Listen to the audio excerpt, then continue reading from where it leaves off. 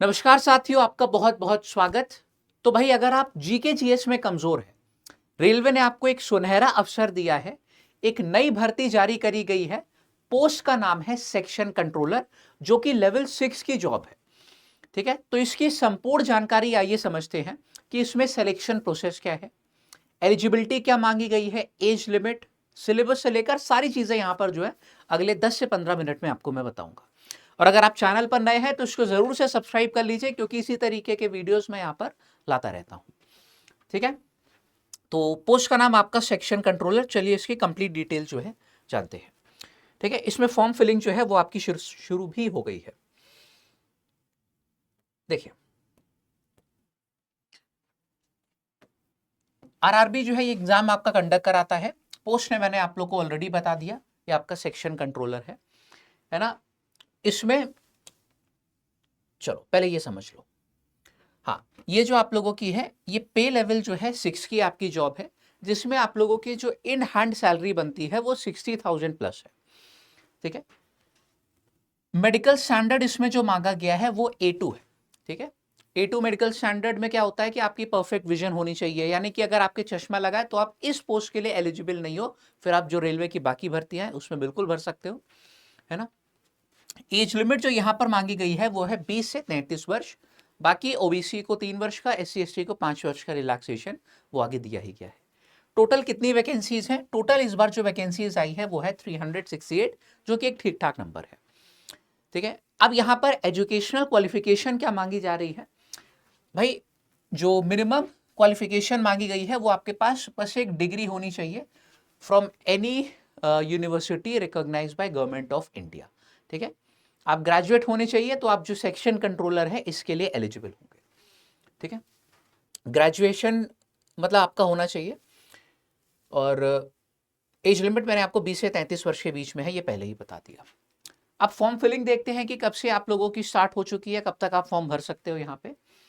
तो भाई, नोटिफिकेशन आपका जो है वो 14 तारीख को आ गया था, 14 सितंबर को ही, है ना। शॉर्ट नोटिस आपका और पहले आ चुका था, तब मैंने आपको एक वीडियो किया भी था इस पे, है ना। अब फॉर्म फिलिंग आप लोगों की जो है 15 सितंबर से स्टार्ट हो गई है, एंड लगभग 1 महीने का समय होता है। 14 अक्टूबर तक रात में 11:59 तक आप फॉर्म फिल कर पाओगे। लेकिन जैसे ही वीडियो देखना, तुरंत फिल कर देना है, वरना फिर बाद में दिक्कत हो सकती है। ठीक है, पेमेंट की जो है फी पेमेंट की लास्ट डेट आपको 16 अक्टूबर दी गई। यहाँ पे अगर आपसे फॉर्म भरते समय कोई गलती हो जाती है तो करेक्शन विंडो भी आप लोग की यहाँ पे होगी, एक हफ्ते की, लगभग एक हफ्ते से ज्यादा की, 17 अक्टूबर से 26 अक्टूबर तक की। ठीक है, चलिए आगे बढ़ते हैं। अब यहाँ पे जैसे कि मैं आपको बता रहा था कि जो इसमें मेडिकल स्टैंडर्ड मांगा गया है वो A2 है। तो A2 मेडिकल स्टैंडर्ड क्या होता है? इसमें यार आई विजन जो है वो आपकी परफेक्ट होनी चाहिए, फिजिकली फिट आपको होना पड़ेगा सभी रिस्पेक्ट में। ठीक है, डिस्टेंट विजन आपकी होनी चाहिए 6/9 विदाउट ग्लासेस। ठीक है, वही मैंने बोला कि अगर चश्मा लगा है तो आप इसके लिए एलिजिबल नहीं हो। अब ये 6/9 का मतलब क्या होता है? जैसे मान लीजिए एक व्यक्ति है जिसकी नॉर्मल विजन है, वो किसी ऑब्जेक्ट को 9 मीटर की दूरी पर देख सकता है, तो आपको उसी ऑब्जेक्ट को 6 मीटर की दूरी पर जो है देखना होता है। ये 6/9 विजन हो जाते हैं, जिसको हम परफेक्ट विजन भी बोलते हैं। ठीक है, नॉर्मल विजन से व्यक्ति 9 मीटर की दूरी पर देख सकता है, आप उसी ऑब्जेक्ट को 6 मीटर की दूरी पर देख पाओगे, तो आप कहलाओगे कि हाँ, आपकी 6/9 विजन है, अगर देख पा रहे हो तो। और जितने भी हमारे क्या कहते हैं यहाँ पे विजन टेस्ट होते हैं, वो सब आपको पास करना होता है। इसका प्रॉपर एक सर्टिफिकेट बनवाना होगा आपको, है ना। मैं भी इसको भी दिखाऊंगा। ठीक है, नियर विजन टेस्ट आपका हो गया। Must pass all these test, colour vision test, binocular test, night vision test, myopic vision test, है ना, ये सारी चीजें। एज लिमिट मैंने आप लोग को ऑलरेडी बता दी थी कि 20 से 33 वर्ष के बीच में है।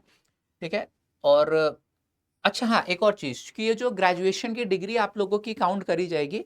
जो एग्जाम की लास्ट डेट है ना, मतलब फॉर्म फिल करने की जो लास्ट डेट है 14 अक्टूबर, 14 अक्टूबर से पहले पहले आपके पास जो है आपकी डिग्री होनी चाहिए। ठीक है, तो जो अपियरिंग वाले कैंडिडेट्स है वो एलिजिबल नहीं है ना, आपके पास डिग्री होनी चाहिए 14 अक्टूबर से पहले की। ठीक है, ये एज लिमिट 20 से 33 वर्ष की दी गई है। कब से कब तक आप पैदा होने चाहिए?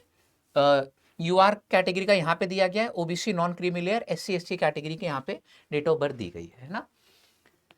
Date of birth of candidate should be between the dates given below, है ना।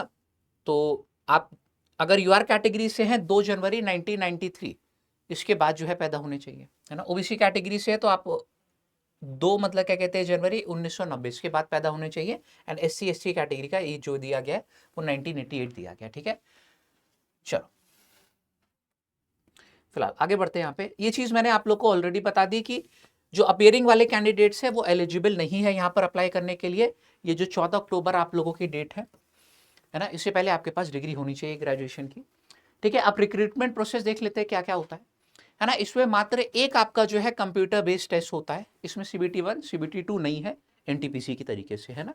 एक आपकी परीक्षा होगी CBT की और एक आपका फिर होगा कंप्यूटर बेस्ड एप्टीट्यूड टेस्ट, है ना, साइको टेस्ट भी जिसको जो है हम लोग बोल सकते हैं। फिर डॉक्यूमेंट वेरिफिकेशन मेडिकल एग्जाम होता है, उसके बाद आपकी हो जाती है सीधे ज्वाइनिंग, है ना। तो यहाँ पे जो सिलेक्शन प्रोसेस में स्टेप्स है वो भी आपके कम है ना, बाकी जॉब्स के कंपैरिजन में। कोई इंटरव्यू आपका यहाँ पर नहीं जो है होना है, हो सकता है ना, साइको मतलब क्या कहते हैं के दौरान आपका जो है यहाँ पर इवैल्यूएशन हो सकता है, लेकिन नहीं, जो सिलेक्शन प्रोसेस यहाँ पे स्टेप्स बताए गए वो CBT है, CBAT आपका डॉक्यूमेंट वेरिफिकेशन और सीधे जो है मेडिकल। ठीक है, अब हाँ, 8 टाइम्स जो नंबर ऑफ वैकेंसीज है उतने कैंडिडेट्स को जो है सेलेक्ट किया जाएगा आपके CBAT के लिए। ठीक है, शॉर्टलिस्टिंग फॉर CBAT जो है कितने कैंडिडेट्स का होगा, 8 टाइम्स ऑफ द कैंडिडेट जितनी वैकेंसीज है ना, जैसे कि 368 वैकेंसीज है तो उसके 8 गुना कैंडिडेट्स को CBAT के लिए जो है आपको बुलाया जाएगा।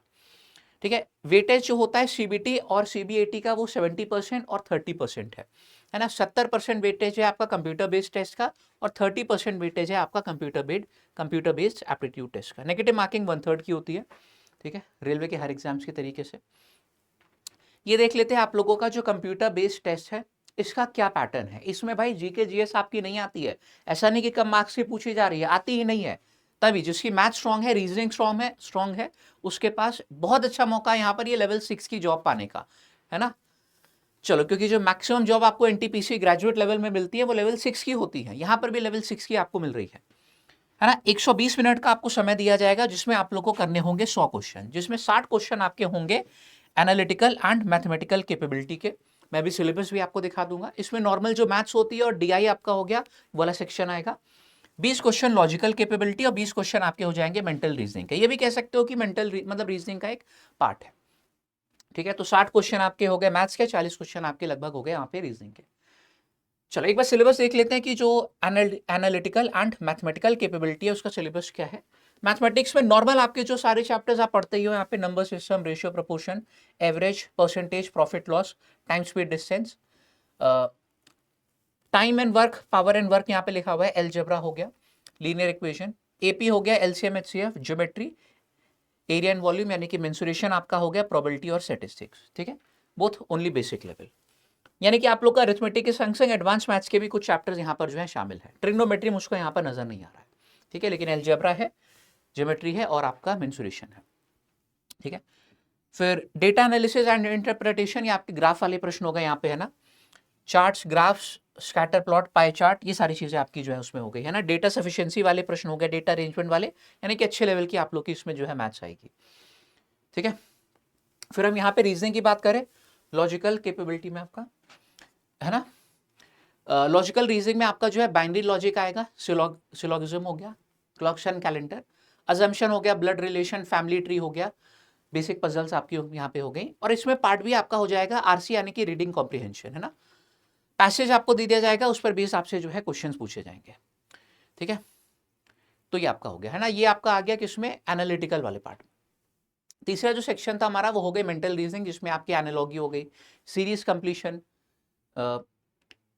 Wrong number series, missing series, ये सारी चीजें आपको यहाँ पे दे देगा, alphabetical series, alpha numeric series, coding decoding आपका हो गया, रैंकिंग अरेंजमेंट वाले प्रॉब्लम हो गए जो नॉर्मल आप लोग की रीजनिंग यहाँ पे होती है।